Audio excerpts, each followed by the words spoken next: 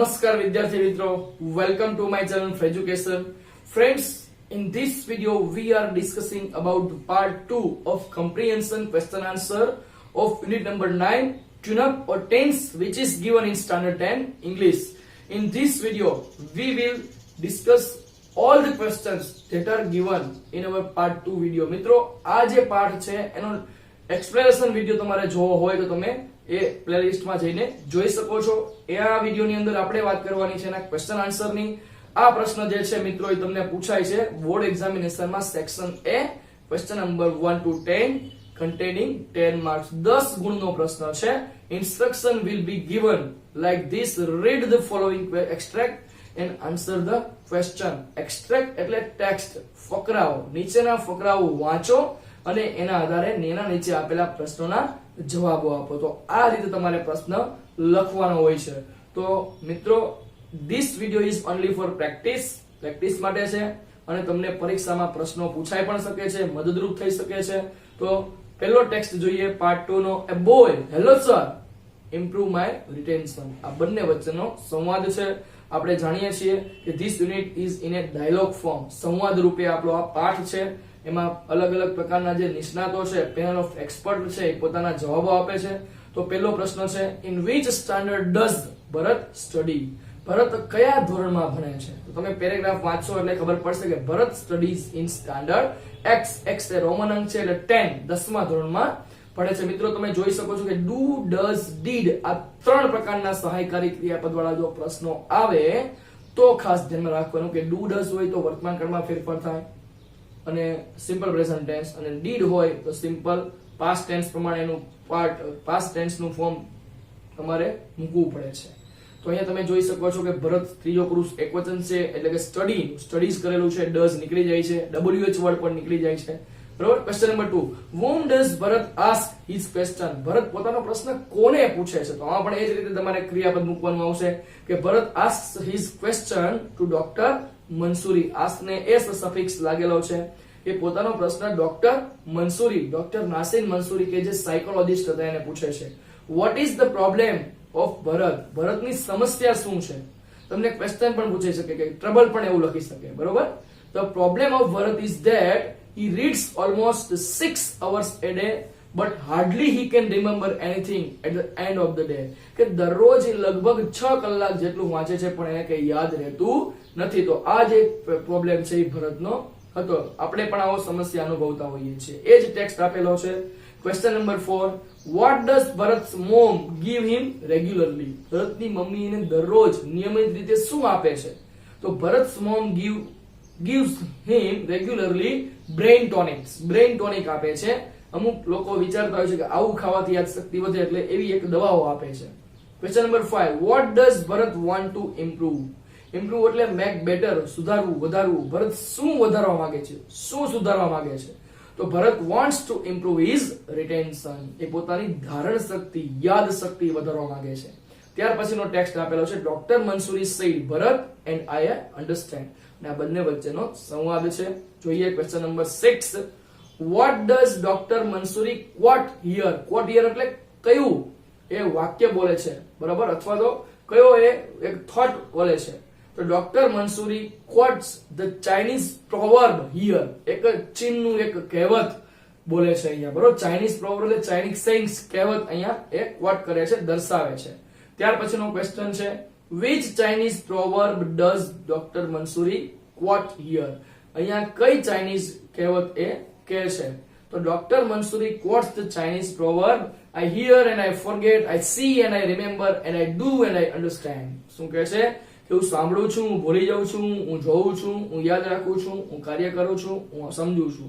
એટલે આ એક ચાઇનીઝ પ્રોવર્બ છે કે જે યાદ શક્તિ માટે ડોક્ટર મંસૂરી છે જે અહીંયા ભરતનો પ્રશ્ન છે એને જણાવે છે. ત્યાર પછીનો question, what does doctor Mansuri say about ભરત's question? ભરતના પ્રશ્ન વિશે ડોક્ટર મંસૂરી શું જણાવે છે? તો doctor Mansuri says about ભરત's question is that though he had raised his question, he is not the only one who faces that problem.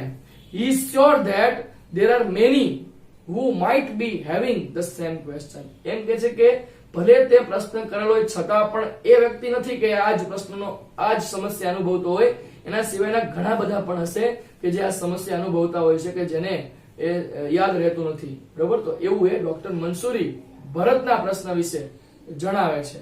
ત્યાર પછીનો જે ટેક્સ્ટ છે, Bharat said I don't do not work anyways. તો question number 9 છે, what does Bharat ask to doctor Mansuri? Bharat doctor મંસૂરીને શું પૂછે છે? તો Bharat asks doctor Mansuri what he should do so that he doesn't forget. કે what he should do, એને શું કરવું જોઈએ કે જેથી કરીને, so that એટલે જેથી કરીને ભૂલી ન જાય, એના માટે એને શું કરવું જોઈએ આવું પૂછે છે. મિત્રો ઇનડાયરેક્ટ સ્પીચમાં જવાબ લખેલો છે. જ્યારે સંવાદ હોય ત્યારે તમારે એનો જવાબ છે એ ઇનડાયરેક્ટ સ્પીચમાં લખવાનો હોય છે. Question number 10, is there any fixed method of improving retention? કે યાદ શક્તિ વધારવા માટેની કોઈ ચોક્કસ પદ્ધતિ છે? મેથડ એટલે પદ્ધતિ, ફિક્સ એટલે ચોક્કસ. No, there is no fixed method of improving retention. ના, એની કોઈ પદ્ધતિ નથી. મિત્રો તમે જોઈ શકો છો હા નામાં જવાબ પૂછે ત્યારે કેવો લખવાનો હોય, બરોબર. Question number 11, what does a student need to identify? વિદ્યાર્થીએ શું ઓળખ કરવાની જરૂર છે? તો a student needs to identify the way in which he learns. કે કઈ રીત, way એટલે રીત, he learns એ કઈ રીતથી ભણે છે, એ રીત, એ પદ્ધતિ ઓળખવાની જરૂર છે. ત્યાર પછીનો જે ક્વેશ્ચન આપેલો છે એ જ ટેક્સ્ટ આપેલો છે. Question number 12, what are the different learning style? અહીંયા ડોક્ટર મંસૂરી ઘણી બધી એક પદ્ધતિઓ જણાવે છે, રીત જણાવે છે કે જુદી જુદી ભણવાની રીતો કઈ છે. તો the different learning styles are listening સાંભળવું, શ્રવણ, writing લેખન, drawing flowcharts and diagram. flowchart એટલે કે સ્ટેપ બાય સ્ટેપ જે ચાર્ટ આવે, ડાયાગ્રામ્સ આકૃતિઓ દોરવી, by discussing એકબીજા સાથે વાતો કરવાથી, reflective thinking એટલે કે અસરકારક ચિંતનાત્મક વિચાર કરવો, and so on વગેરે. એટલે આટલી પદ્ધતિઓ એ ડોક્ટર મંસૂરી છે એ ભરતના જવાબમાં જણાવે છે. Question number 13, what should a student do to write an essay? નિબંધ લખવા માટે વિદ્યાર્થીએ શું કરવું જોઈએ? એક એક્ઝામ્પલ આપે છે કે હાઉ ટુ રાઇટ એન એસે, એનાથી યાદ શક્તિ કેવી રીતે વધે, એનાથી કેવી રીતે યાદ રહે એની વાત છે. To write an essay, student brainstorm ideas and create a web followed by arranging the ideas logically and constructing meaningful sentences. કે brainstorm ideas એટલે વિચારોનું ગૂંથ આખું ઝાડુ બનાવવાનું, અને ક્રિએટિવ પછી ઝાડુ બનાવવાનું છે, વિચાર મંથન કરવાનું છે. પછી એ વિચારોને જે તમારે આઈડિયાને લોજિકલી એટલે કે ચિંતનાત્મક રીતે, તાર્કિક રીતે તમારે ગોઠવવાના છે, અને પછી કન્સ્ટ્રક્ટિંગ મીનિંગફુલ સેન્ટેન્સીસ અને વિચારોમાંથી અર્થપૂર્ણ વાક્યો કન્સ્ટ્રક્ટ કરવાના છે, બનાવવાના છે. આ એ એસે લખવાની રીત છે. ત્યાર પછી ભરત said I don't do not work anyways same text છે. Question number 14, how can a student remember for longer time? longer duration લાંબા સમયગાળા સુધી જો વિદ્યાર્થી કેવી રીતે યાદ રાખી શકે છે? તો a student can remember for longer time by adopting more than one style of learning. કે adopting એટલે મેળવવું, ભેગું કરવું, બરોબર, accepted as a method, બરોબર, કે કોઈ પદ્ધતિ છે એક કરતા વધારે લર્નિંગ સ્ટાઇલ તમે મેળવો, એવી રીતે તમે લાંબા સમય સુધી યાદ રાખી શકો છો. Question number 15, what will help a student in improving retention? યાદ શક્તિ વધારવા માટે વિદ્યાર્થીને શું મદદરૂપ થશે? તો અહીંયા આપેલું છે different learning styles will help a student in improving retention. પોતાની યાદ શક્તિ વધારવા માટે વિદ્યાર્થીને જુદી જુદી ભણવાની પદ્ધતિઓ છે એ મદદરૂપ થશે. ત્યાર પછીનો 16 નંબરનો ક્વેશ્ચન જે આપેલો છે, what does Dr. Mansoori tell Bharat to stop? Stop એટલે બંધ કરવાનું. ભરતને ડોક્ટર મંસૂરી છે શું બંધ કરવાનું કહે છે? તો doctor Mansuri tells Bharat to stop taking brain tonics. Brain tonic રોકવાનું કહે છે, બ્રેઇન ટોનિક ન લેવાનું કહે છે. તો મિત્રો આ ભરત અને ડોક્ટર મંસૂરી વચ્ચેનો જે વાર્તાલાપ છે એની વાત છે. ભરત પોતાનો પ્રશ્ન જણાવે છે, ડોક્ટર મંસૂરી છે કે પોતાની સમસ્યા જે છે ભરતની એને ઉકેલ આપે છે. એ જ હજી મિત્રો ટેક્સ્ટ આપેલો છે. Question number 17, why does Dr. Mansoori tell Bharat to stop taking brain tonics? કે ડોક્ટર મંસૂરી છે ભરતને બ્રેઇન ટોનિક લેવાનું બંધ કરવાનું શા માટે કહે છે? તો doctor Mansuri tells Bharat to stop taking brain tonics because they simply do not work anyway. તેઓ સિમ્પલી એટલે ખાસ કરીને કોઈ કામ કરતી નથી, એનો કોઈ ઉપયોગ નથી, એટલા માટે એને ન લેવાનું કહે છે. ત્યાર પછીનો મિત્રો ટેક્સ્ટ આપેલો છે Bharat said wow at this juncture. આ બંને વચ્ચેનો ટેક્સ્ટ આપણે જોવાનો છે. Question number 18 what was Bharat not aware of.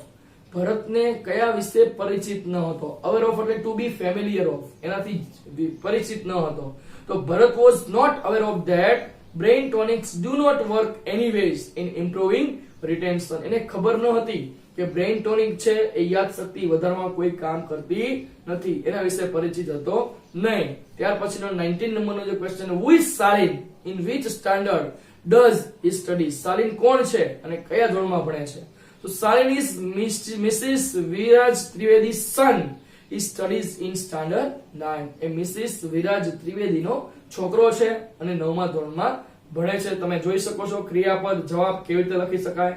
Question number 20 to whom does Mrs. Viraj Trivedi ask her question. Mrs Viraj Trivedi પોતાનો પ્રશ્ન કોને પૂછે છે. તો Mrs Viraj Trivedi asks her question to doctor Mrs Selat. Doctor Mrs Selat ને પૂછે છે કે જે નિષ્ણાત છે, બરોબર, એજ્યુકેશનાલિસ્ટ છે. ભરત સેડ વાવ એ જ આપણને ટેક્સ્ટ આપેલો છે, એમાં જ આપણે જોવાનું છે. 21 નંબરનો question, what is the problem of Mrs Viraj Trivedi. Mrs ત્રિવેદીનો પ્રશ્ન અથવા સમસ્યા ટ્રબલ શું છે. તો Mrs Viraj Trivedi's problem is that her son Stalin spends too much time in playing games and watching TV, and because of that his study suffers. કે એનો દીકરો જે સ્ટાલિન છે એ વધારેમાં વધારે સમય રમત રમવામાં, ટીવી જોવામાં પસાર કરે છે અને એના કારણે એનો અભ્યાસ છે એ બગડે છે. બરોબર, આ એનો ક્વેશ્ચન હતો. હવે ડોક્ટર મિસિસ સેલત બોલે છે ઇઝ યોર અને હેલ્પ રિડ્યુસ સ્ટ્રેસ. એ બંને વચ્ચેનો સંવાદ છે. જોઈએ question number 22 what does Mrs Selat ask Mrs ત્રિવેદી. મિસિસ સેલત મિસિસ ત્રિવેદીને શું કહે છે. તો Mrs Selat ask Mrs Trivedi if her son is present here. પૂછે છે કે તમારો દીકરો અહીંયા પ્રેઝન્ટ એટલે હાજર છે, એ અહીંયા જવાબ છે. Question number 23 what does Mrs. Trivedi point out. point out એટલે બતાવે છે. મિસિસ ત્રિવેદી શું દર્શાવે છે, point out શું કરે છે. તો Mrs Trivedi points out to her son sitting next to her. એ એના દીકરા તરફ આંગળી ચિંધે કે છે એની બાજુમાં બેઠેલો છે. આ એનો જવાબ છે. Question number 24 what is quite normal at the age of the students. કે વિદ્યાર્થીઓની જે ઉંમર છે એ ઉંમરમાં કઈ વસ્તુ તદ્દન નોર્મલ હોય, સાધારણ હોય, જનરલ સામાન્ય હોય છે. તો at the age of the students it is quite normal for them to get tempted to play and watch TV. tempted એટલે લલચાવું, ટીવી જોવા માટે, રમતો રમવા માટે વધારેમાં વધારે લલચાવું એ સામાન્ય હોય છે. આટલી ઉંમર એમને વધારે ગમતું હોય છે, વધારે સમય પસાર કરવો ગમતો હોય છે. આ વાત ડોક્ટર મિસિસ સેલત કરે છે. ત્યાર પછી જોઈએ એ જ આપણને ટેક્સ્ટ આપેલો છે. Question number 25 what does Mrs. Selat personally believe about avoidance of TV and games. કે સંપૂર્ણપણે તમે ટીવી જોવાનું, ગેમ રમવાનું વિદ્યાર્થીઓને, બાળકોને બંધ કરાવી દો, એના માટે મિસિસ સેલત વ્યક્તિગત રીતે શું માને છે. તો Mrs Selat personally believes that total avoidance of TV and games is not the solution. કે સંપૂર્ણપણે તમે બંધ કરી દો ટીવી અને ગેમ બાળકોને માટે, બરોબર, તો એ સોલ્યુશન નથી, એનો ઉકેલ નથી. કેમ? તો એનો જવાબ આગળ આવશે. Question number 26 what should the parents do for the games and TV for their children. બાળકો માટે જે ગેમ અને ટીવી માટે પેરેન્ટ્સોએ શું કરવું જોઈએ, એટલે કે માતા પિતાએ શું કરવું જોઈએ. તો parents make sure for the games and TV four there children that there is a balance between study and play hours. અભ્યાસ અને જે ભણવાનો સમય છે અને રમત રમવાનો સમય છે, બંને વચ્ચે ચોક્કસ બેલેન્સ હોવું જોઈએ, સમતુલા હોવી જોઈએ. એ માતા પિતાએ બાળકો માટે નક્કી કરવું જોઈએ. એ વાત અહીંયા કરવામાં આવેલી છે. ત્યાર પછીનો જે ક્વેશ્ચન છે એ જ ટેક્સ્ટ આપેલો છે. 27 નંબરનો પ્રશ્ન what is quite essential for physical and mental health. Physical એટલે બોડી, શારીરિક. મેન્ટલ એટલે રિલેટેડ ટુ માઇન્ડ, માનસિક. શારીરિક અને માનસિક આરોગ્ય માટે એસેન્શિયલ એટલે નેસેસરી, શું જરૂરી છે. તો games, music and entertainment are quite essential for physical and mental health. રમતો, સંગીત અને મનોરંજન એ શારીરિક અને માનસિક આરોગ્ય માટે જરૂરી છે. 28 નંબરનો પ્રશ્ન, વોટ રિડ્યુસીસ સ્ટ્રેસ? કઈ વસ્તુ સ્ટ્રેસ એટલે તણાવ, માનસિક તણાવ ઘટાડે છે? તો games, music and entertainment as above, બરાબર, ઉપર પ્રમાણે એ આપણો સ્ટ્રેસ ઘટાડે છે, એ જ જવાબ આવશે. તો મિત્રો આ હતા question number 1 to question number 28. 28 જેટલા પ્રશ્નો part 2 of unit number 9 tune of tenses. તમને મિત્રો પ્રેક્ટિસ કરવાની, તમારી નોટબુકમાં લખી શકો છો. Again and again you can see the video for understanding the answer of the